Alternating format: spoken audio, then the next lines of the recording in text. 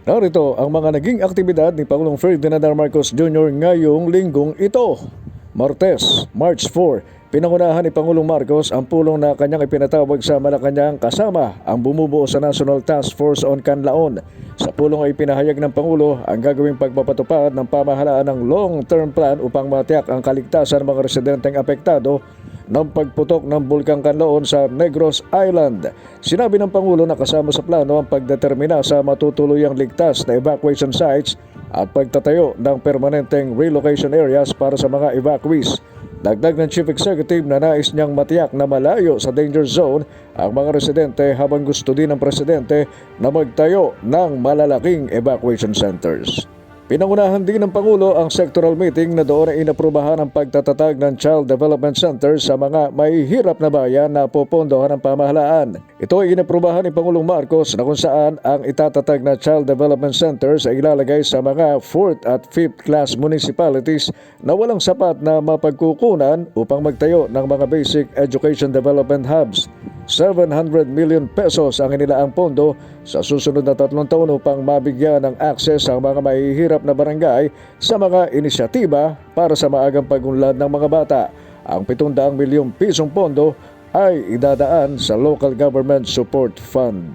Huwebes, March 6, ininspeksyon ni Pangulong Marcos ang makabagong rice processing system sa Barangay Ipil, Etiague, Isabela.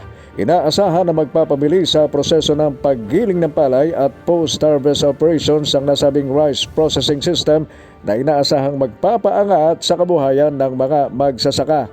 Layunin ng programa na pababain ang gasto sa produksyon at bawasan ang pagkalugi sa ani matapos anihin.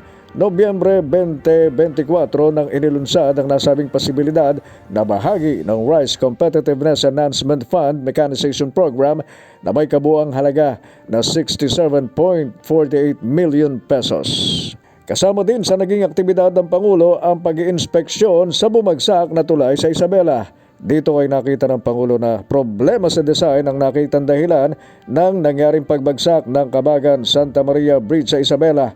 Sabi ni Pangulong Marcos, 1.8 billion pesos ang costing ng proyekto subalit binawasan at umabot lamang sa 1 bilyon. Dagdag ng Pangulo na habang isinasagawa pa lamang ang konstruksyon ng tulay ay nag-refit na, gayong may nakita ng kahinaan sa tulay. Yung contractor, sinundan naman ang plano. By the book naman yung kanyang ginawa, up to specifications yung kanilang ginawa. Yun lang, yung specifications mali. So this is a design problem. Biyernes, March 7, pinangunahan ni Pangulong Marcos ang taunang National Nutrition Awarding Ceremony ng National Nutrition Council. Sa talumpati ng Pangulo, binigyan din ito ang kahalagahan ng timing sa okasyon lalo't konektado ito sa prioridad ng pamahalaan hinggil sa healthcare.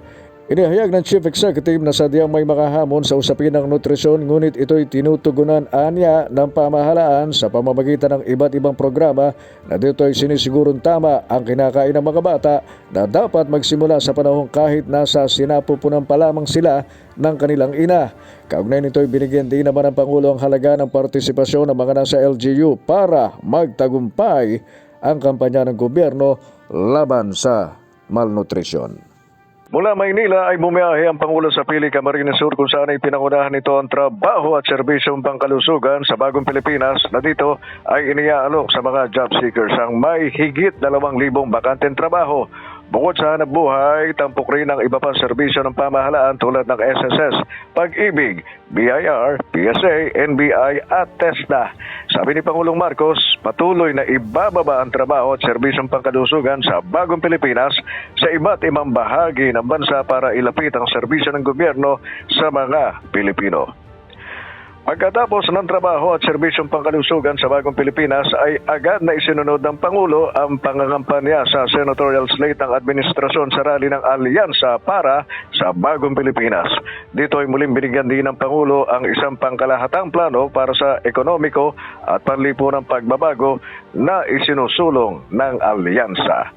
At iyan ang mga naging aktibidad ni Pangulong Ferdinand R. Marcos Jr. ngayong linggong ito.